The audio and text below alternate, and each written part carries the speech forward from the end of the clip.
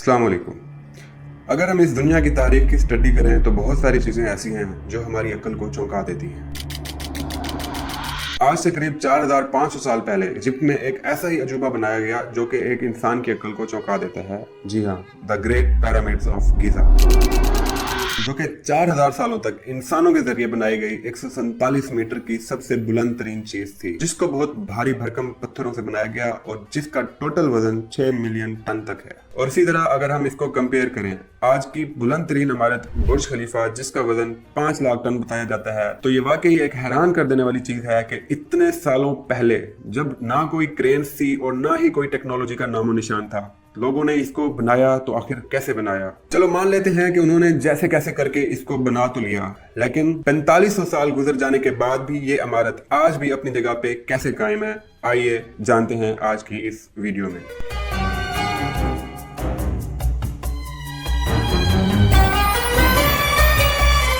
माजी में दोस्तों हम जितना पीछे चले जाते हैं उतना ही हमारे लिए मुश्किल होता जाता है कि ये सब हुआ कैसे था। रिसर्चर्स का कहना है कि इस इमारत को बनाया गया था साल 2560 बीसी में फेरो खुफू के दौर में। और फेरो खुफू के बारे में कहा जाता है कि वो उस टाइम के एक अजीम बादशाह थे और एंशिएंट इजिप्ट में जो उस टाइम का बादशाह होता था उसको फेरो कह के पुकारा जाता था। फेरो खुफू के बारे में हम ज्यादा तो नहीं जानते, लेकिन हाँ ये जरूर जानते हैं कि वो सेकंड राजा थे 4th dynasty of first kingdom of Egypt. और उन्होंने कितने साल तक हुकूमत की, इस पर भी मुख्तलिफ लोगों के मुख्तलिफ बयानात हैं, लेकिन हम इस चीज के ऊपर ज्यादा डिटेल में नहीं जाएंगे। हमारा जो टॉपिक है वापस उस पे आते हैं। दरियाई नील के किनारे ये पिरामिड लोकेटेड है, जो कि इकलौता नहीं बल्कि इसके साथ 2 और अजीम पिरामिड भी आपको देखने को मिलते हैं, लेकिन उन सबसे साइज में बड़ा the great pyramid of Giza है, जिसे हम पिरामिड ऑफ खुफू भी कहते हैं। आखिर इन पिरामिड्स को बनाने का मकसद क्या था? रिसर्चर्स का कहना है कि वो इनको मकबरे के तौर पर इस्तेमाल करते थे, जहां पे उनके फेरोज को दफनाया जाता था, क्योंकि एंशिएंट इजिप्शियंस आफ्टर लाइफ के ऊपर बिलीव रखते थे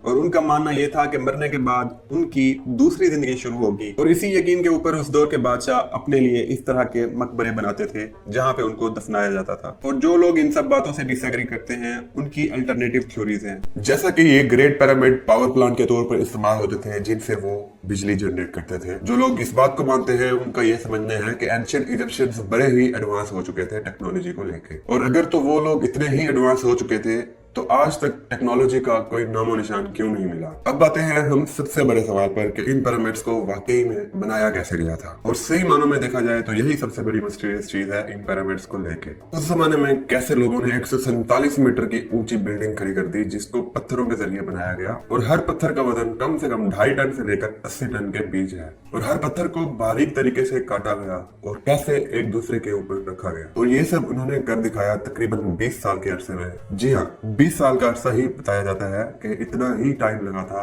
इस पिरामिड को बनाने में। इन पिरामिड्स को लेकर हमें फिल्मों में बहुत सी मिसकंसेप्शंस दिए जाते हैं, जिनमें यह दिखाया जाता है कि इनको बनाने के लिए उस टाइम के स्लेव्स को इस्तेमाल किया जाता था। लेकिन मेरा मानना यह है कि ये किसी गुलाम का काम नहीं, ये एक ऐसे ताकतवर इंसान के बस की बात है जो कि एक आम इजिप्शियन सिटीजन की निस्बतन काफी हद तक हट्टे कट्टे थे और उनको अच्छे तरीके से खाना पीना प्रोवाइड किया जाता था। टोटल में देखा जाए तो तकरीबन 20,000 से 30,000 वर्कर्स लगे इसकी कंस्ट्रक्शन में, जिन्होंने 10-10 घंटों की शिफ्ट में काम करके इसकी तामीर की। अगर कंस्ट्रक्शन मटेरियल की बात की जाए तो तकरीबन 5.5 मिलियन टन लाइमस्टोन का इस्तेमाल हुआ, 60,000 टन ग्रेनाइट इस्तेमाल किया गया और 5 लाख टन मोटार का इस्तेमाल किया गया। और इनमें से कुछ पत्थर आसपास के एरियाज में से आए थे और ज्यादा से ज्यादा दूर साउदर्न इजिप्ट के एरिया से आए थे, जो कि 800 किलोमीटर के फासले पर है। अब यहाँ पे ये सवाल आता है कि इन पत्थरों को काटा कैसे जाता था। तो उस टाइम कॉपर ही एक ऐसा कॉमन मेटल यूज किया जाता था जिसको इस्तेमाल करते थे टूल्स बनाने में।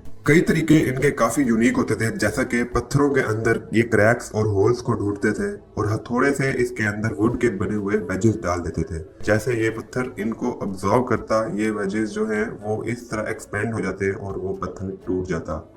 लेकिन सबसे बड़े सवाल पर आए हैं कि इन पत्थरों को मूव कैसे किया जाता था, क्योंकि उस टाइम में व्हील तो इजाद हुआ ही नहीं था, तो इतने बड़े पत्थरों को मूव कैसे किया गया, ये बहुत बड़ा सवाल है। क्योंकि इन पिरामिड्स की लोकेशन दरियाए नील के करीब पड़ती है, तो इन पिरामिड्स के लिए जो पत्थर 800 किलोमीटर दूर फासले से लाए जाते थे, उनको क्राफ्ट के जरिए नदी में तैराकर इन पिरामिड्स की लोकेशन के करीब लेके आया जाता था। इस थ्योरी की बुनियाद बनी यह तस्वीर, जो कि पाई गई थी जेहूटी होतिप के टॉम पर। इस पेंटिंग में आप देख सकते हैं कि कैसे कई सारे लोग एक स्टैचू को स्लेज के ऊपर रखकर रस्सियों की मदद से घसीट रहे हैं।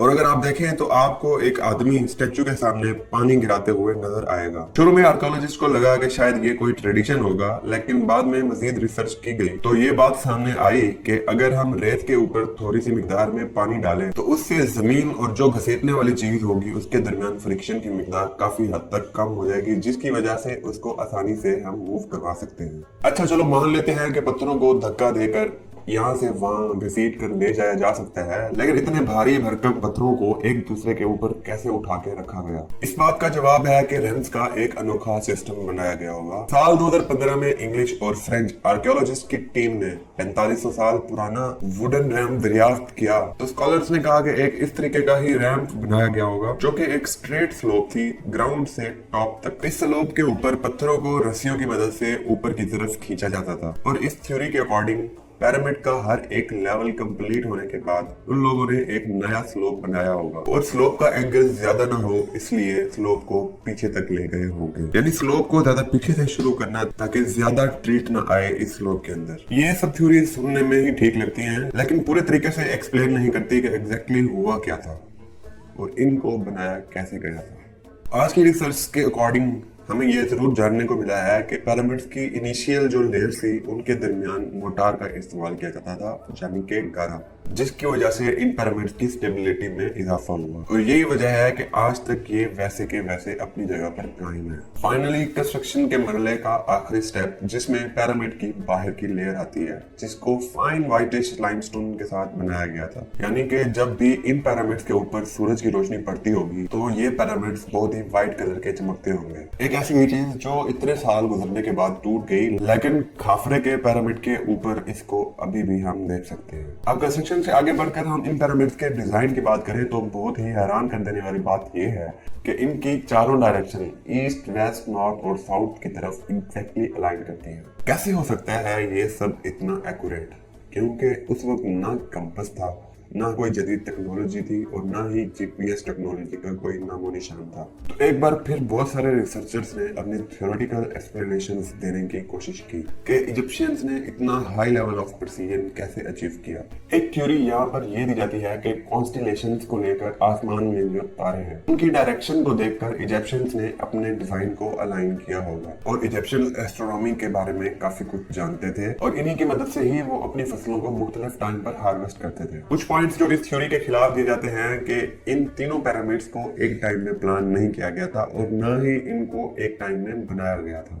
और 1999 में जब एस्ट्रोनॉमर्स ने इस थ्योरी को एक्चुअली में टेस्ट किया और कॉन्स्टेलेशंस के स्टार्स को देखा तो पता चला एग्जैक्टली पिरामिड्स अलाइन नहीं करते। हो सकता है कि जो कॉन्स्टेलेशन है वो थोड़ा सा हिल गया हो। इतने हजारों साल बाद स्टार्स की जो अलाइनमेंट है वो सेम तरीके से नहीं है जो आज हम देखते हैं, क्योंकि ये एक क्लासिक केस है। जब चीजों का ठोस सबूत हमारे पास मौजूद नहीं है, एग्जैक्ट एक्सप्लेनेशन नहीं है, तो हम अपने आइडियाज बनाते हैं, और कहीं पर भी कोई लिंक मिल जाए तो हम उस बात को सच मान लेते हैं, और इसी चीज को ही एक और नए लेवल पर ले जाओ और इसको एग्जैजरेट कर दो तो इसमें से कई किस्म की अजीबोगरीब थ्योरीज बनकर आती हैं। हाल ही में नई रिपोर्ट से पता चला है कि अहराम में इससे कई ज्यादा खुफिया मकामात है जितना हमने सोच रखा था। 2025 में दिमाग को हिला देने वाली तहकीकात और सैटेलाइट स्कैन ने खाफरे अहराम के नीचे एक खुफिया दुनिया का इंकशाफ किया है। 5 तहों वाले ढांचे, 8 कुएं जो 648 मीटर गहराई में गिर रहे हैं, और गिजा सतह मुर्तफा के नीचे 2 किलोमीटर तक फैले हुए 2 बड़े मकबनुमा चैम्बर्स। जदीद तरीन रडार टेक्नोलॉजी का इस्तेमाल करते हुए यूनिवर्सिटी ऑफ पीसा और स्ट्रीट क्लाइड के मुहक्किकीन ने एक ऐसी चीज का पर्दाफाश किया है, हर उस चीज के बारे में जिसके बारे में हम सोचते थे कि हम